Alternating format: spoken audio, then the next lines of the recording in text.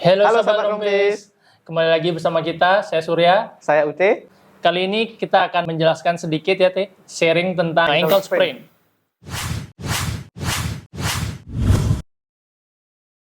Kadang di masyarakat bingung apakah pada saat terjadinya ankle sprain atau kesleo ankle, masyarakat tuh kadang bingung apakah dia mengalami kesleo biasa atau patah. Kadang dia juga bingung apakah perlu langsung ke dokter pada saat mengalami ankle sprain atau tidak. Nah, itu mungkin kita akan sharing di sini ya hari ini. Mungkin masyarakat banyak yang belum tahu apa itu ankle sprain. Jadi ankle sprain itu merupakan kondisi di mana pergelangan kaki itu terkilir atau bisa disebut juga terpelintir atau memutar. Pergelangannya bisa ke arah ke dalam seperti ini. Ke dalam ya. Ataupun keluar seperti ini. Kadang keluar ya. Ya, jadi pada posisi jatuh dia mendaratnya atau tumpuannya ke arah dalam atau ke arah ke sini. Paling sering ini terjadi pada pemain bola ya, olahragawan. Tapi kadang ibu-ibu juga bisa banyak jadi waktu berjalan tiba-tiba ada lubang. Keseliu, kecengklak kakinya gitu. Nah, biasanya terjadi masalah itu biasanya ada yang disebut dengan ligamen. Jadi ligamen itu merupakan jaringan keras yang berfungsi untuk stabilisasi atau yang memegang pada persendian pada ankle. Itu biasanya yang paling sering terkena ada di bagian di sini, depan sini namanya ya anterior-talofibular ligamen. Ya, ATFL nanti ada di sini ya. Kemudian ada calcaneofibular ligamen dan ada posterior fibular ligamen untuk yang di bagian lateral atau sisi luar dari ankle. Nah, kemudian untuk dari sisi medial biasanya disebut dengan deltoid medial ligamen. Gitu. Jadi itu yang biasanya terjadi kelonggaran atau peregangan pada saat terjadi ankle sprain atau keselio pada pergelangan kaki. Ya. Nah, kadang itu masyarakat juga bingung, nah kemana harus dibawa pada saat ankle sprain. Nah, sebenarnya ada beberapa pemeriksaan yang simple yang bisa teman-teman lakukan di rumah. Apakah perlu langsung ke rumah sakit untuk memeriksakan kakinya atau tidak? Apakah kita perlu melakukan X-ray atau untuk yang paling pertama mungkin langsung pemeriksaannya ya. Pemeriksaannya ya kita amati dulu, observasi dulu. Apakah ada perubahan bentuk dari tulang betis di sini dengan pergelangan kakinya, apakah ada perubahan bentuk yang signifikan antara kaki yang cedera dengan kaki yang sakit. Mungkin apakah tulangnya bisa ada menonjol seperti itu ya. Oke. Apakah ada kadang pendarahan di sini, kadang kalau dia kesleo, kadang dia jatuh juga ya. Kadang apakah dia ada pendarahan, mungkin ada diperiksa. Kemudian bisa juga dilakukan penekanan di area proksimal atau atas dari tulang betis, tulang kering di sini. Ya kayak di remas ya, di remas.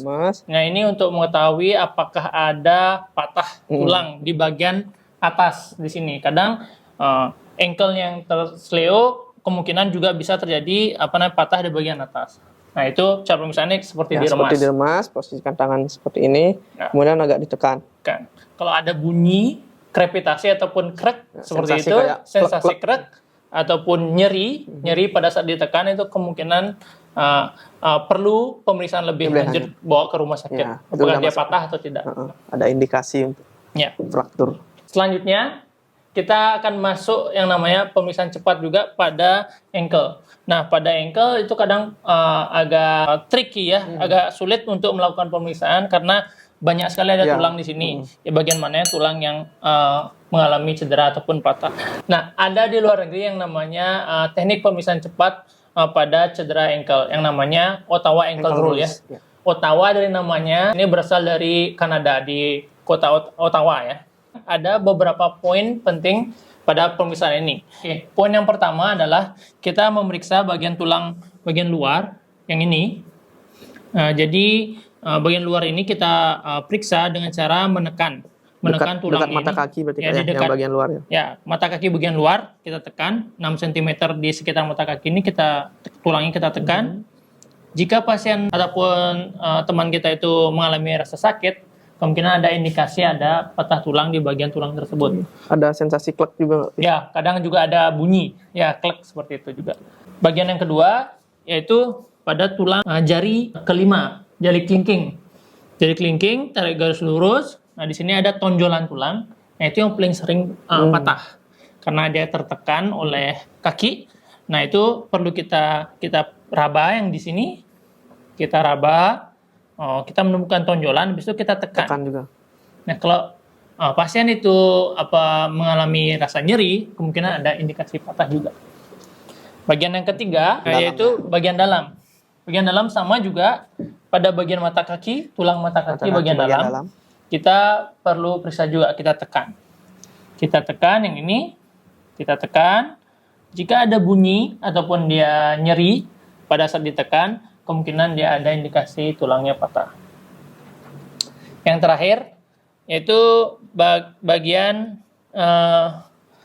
dalam, yaitu di bawah mata kaki agak ke depan sedikit. Di sini ada namanya tulang navikular. Navikular, nanti ada di sini ya gambarnya.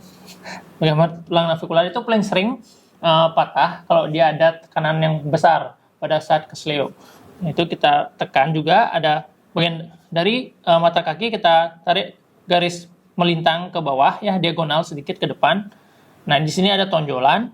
Nah, tonjolan itu kita tekan.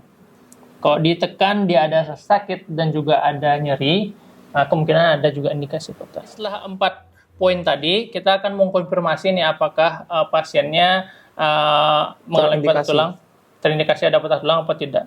Nah, kita suruh pasien untuk berdiri, menumpu dengan berat badan. Nah, kadang pada saat posisi seperti ini, pasien sudah merasakan nyeri sekali. Dia tidak mampu mempertahankan badan. Jadi dia condongnya ke kaki yang sehat. Nah, apalagi kita suruh dia untuk melangkah, coba melangkah. Nah, jika dia benar-benar sakit seperti ini, kemungkinan dia ada indikasi patah tulang. Kadang pasien juga takut melakukan untuk melangkah ke depan. Tapi kalau pasiennya bisa jalan biasa, normal seperti ini, kemungkinan bisa tidak terjadi patah tulang.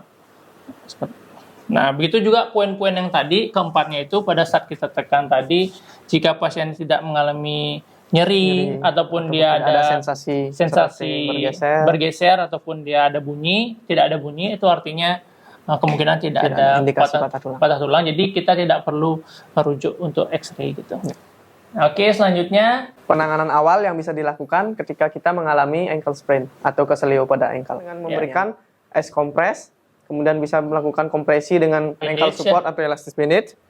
Kemudian bisa diposisikan posisi kaki lebih tinggi daripada jantung kita. Bisa dengan posisi rebahan, dengan kaki diganjal seperti itu. Dan juga istirahat, jangan banyak beraktivitas lagi dulu pada ankle-nya ya. Oke. Nah, di sini kita akan mempraktekkan penanganan awal yang bisa dilakukan. Jadi ketika ada kondisi ankle sprain atau cedera pada pergelangan kaki, itu bisa dilakukan kompres es terlebih dahulu. Jadi pada area yang cedera atau yang mengalami ankle sprain, yang cedera ya, bisa diberikan ice compress 10-15 menit. Jadi didiamkan dengan posisi bisa kaki. Menggunakan ice bag seperti ini jika ada, atau mungkin bisa es batu diisi plastik, diisiin air mungkin ya. Kemudian dibalut. Nah, diposisikan, posisi kaki agak lebih tinggi, lebih naik. Jantung. Jadi aku lebih enak tidurannya.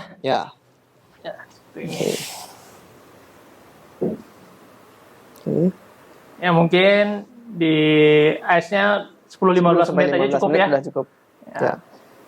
Oke. Selanjutnya bukan kompresi, bisa dengan menggunakan ankle support seperti ini, atau bisa menggunakan elastic bandage seperti ini ya. Coklat. Oke, kita sekarang peragakan bagaimana caranya memasang elastic bandage ini ya pada cedera ankle sprain bagian luar ya, bagian luar. Nah, karena paling sering ankle sprain itu ke bagian luar, jadi kita harapkan penggunaan elastic bandage ini kita akan membuat posisi ankle ini normal. Jadi ke arah netral dan agak sedikit ke luar ya. Tarikannya akan mengarah keluar. Nah, pada posisi awalnya adalah pada punggung kaki, punggung pasien seperti ini, kita lilit biasa ya. Lilit biasa 2-3 kali seperti ini. Usahakan kencang, tapi tidak terlalu kencang supaya pasien itu tidak merasa kesemutan. Tanyakan juga ya apakah sudah masih nyaman atau terlalu kencang. Ya, kita tanyakan juga pasiennya. Nah, setelah kita balut 3 kali ya. Nah, sini kita akan menggunakan alur angka 8 ya.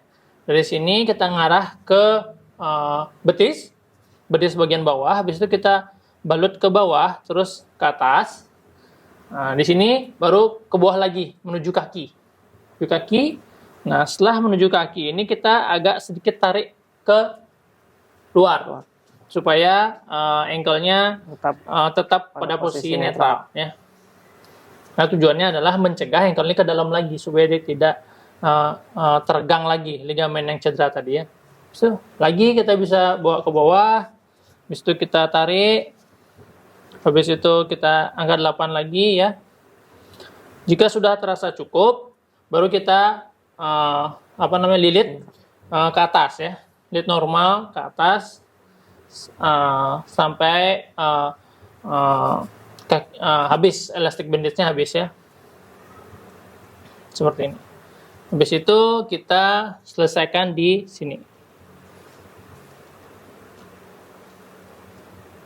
Oke, baik. Setelah pemasangan elastic bandage selesai, kita wajib melakukan pemeriksaan terlebih dahulu ya. Apakah pasien merasa nyaman atau kakinya kesemutan ya? Aliran darahnya juga apakah lancar apa tidak?